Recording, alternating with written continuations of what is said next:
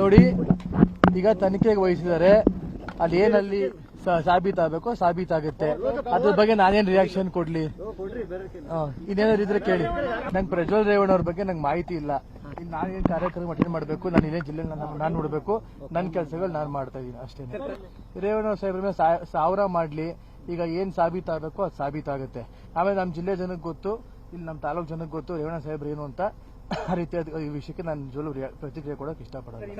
ನೋಡಿ, ರಾಜಕೀಯ ದುರುದ್ದೇಶದಿಂದ ಯಾರು ಏನ್ ಬೇಕಾದ್ರೂ ಮಾಡ್ತಾರೆ.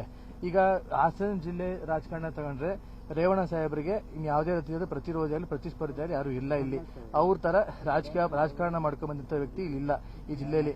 ಅವ್ರನ್ನ ಯಾವ್ದೇ ರೀತಿ ಒಂದು ಕ್ಷೀಣಿಸಬೇಕು, ಒಂದು ವೀಕ್ ಮಾಡಬೇಕು ಅನ್ನೋ ದೃಷ್ಟಿಯಿಂದ ಇವೆಲ್ಲ ಷಡ್ಯಂತ್ರಗಳು ಮಾಡ್ತೇವೆ ಅಂತ.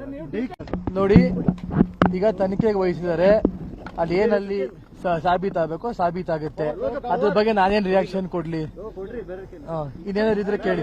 ನಂಗೆ ಪ್ರಜ್ವಲ್ ರೇವಣ್ಣ ಅವ್ರ ಬಗ್ಗೆ ನಂಗೆ ಮಾಹಿತಿ ಇಲ್ಲ. ಇಲ್ಲಿ ನಾನೇನ್ ಕಾರ್ಯಕ್ರಮ ಅಟೆಂಡ್ ಮಾಡಬೇಕು, ನಾನು ಇದೇ ಜಿಲ್ಲೆ ನಾನು ನೋಡ್ಬೇಕು, ನನ್ನ ಕೆಲಸಗಳು ನಾನು ಮಾಡ್ತಾ ಇದೀನಿ ಅಷ್ಟೇ. ರೇವಣ್ಣ ಸಾಹೇಬ್ರ ಮೇಲೆ 1000 ಮಾಡ್ಲಿ, ಈಗ ಏನ್ ಸಾಬೀತಾಗಬೇಕು ಅದು ಸಾಬೀತಾಗುತ್ತೆ. ಆಮೇಲೆ ನಮ್ಮ ಜಿಲ್ಲೆ ಜನಕ್ಕೆ ಗೊತ್ತು, ಇಲ್ಲಿ ನಮ್ಮ ತಾಲೂಕು ಜನಕ್ಕೆ ಗೊತ್ತು ರೇವಣ್ಣ ಸಾಹೇಬ್ರು ಏನು ಅಂತ. ಆ ರೀತಿಯಾದ ಈ ವಿಷಯಕ್ಕೆ ನಾನು ನಿಜವಲ್ಲೂ ಪ್ರತಿಕ್ರಿಯೆ ಕೊಡೋಕೆ ಇಷ್ಟಪಡಲ್ಲ. ನೋಡಿ, ರಾಜಕೀಯ ದುರುದ್ದೇಶದಿಂದ ಯಾರು ಏನ್ ಬೇಕಾದ್ರೂ ಮಾಡ್ತಾರೆ. ಈಗ ಹಾಸನ ಜಿಲ್ಲೆ ರಾಜಕಾರಣ ತಗೊಂಡ್ರೆ ರೇವಣ್ಣ ಸಾಹೇಬರಿಗೆ ಇನ್ ಯಾವುದೇ ರೀತಿಯಾದ ಪ್ರತಿರೋಧಿಯಾಗಲಿ ಪ್ರತಿಸ್ಪರ್ಧಿಯಾಗಲಿ ಯಾರು ಇಲ್ಲ. ಇಲ್ಲಿ ಅವ್ರ ತರ ರಾಜಕಾರಣ ಮಾಡ್ಕೊಂಡ್ ಬಂದಿದ್ದ ವ್ಯಕ್ತಿ ಇಲ್ಲಿ ಇಲ್ಲ ಈ ಜಿಲ್ಲೆಯಲ್ಲಿ. ಅವ್ರನ್ನ ಯಾವ್ದೇ ರೀತಿ ಒಂದು ಕ್ಷೀಣಿಸಬೇಕು, ಒಂದು ವೀಕ್ ಮಾಡಬೇಕು ಅನ್ನೋ ದೃಷ್ಟಿಯಿಂದ ಇವೆಲ್ಲ ಷಡ್ಯಂತ್ರಗಳು ಮಾಡ್ತೇವೆ ಅಂತ.